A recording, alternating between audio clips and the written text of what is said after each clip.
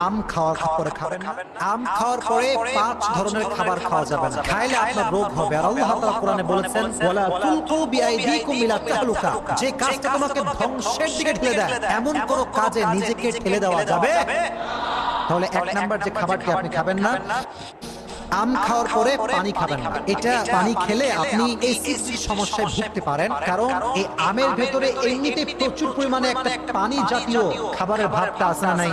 তো আম যখন আপনি খেয়েছেন এরপরে যদি আপনি আবার পানি খান ফলে আপনার পেটে ব্যথা হতে পারে। মেডিকেল সায়েন্স বলছে আপনি অ্যাসিডিটির যে প্রবলেম এটা ফেস করতে পারেন। তাহলে যখন আপনি আম খাইছেন বেশি বেশি পানি খাওয়া যাবে।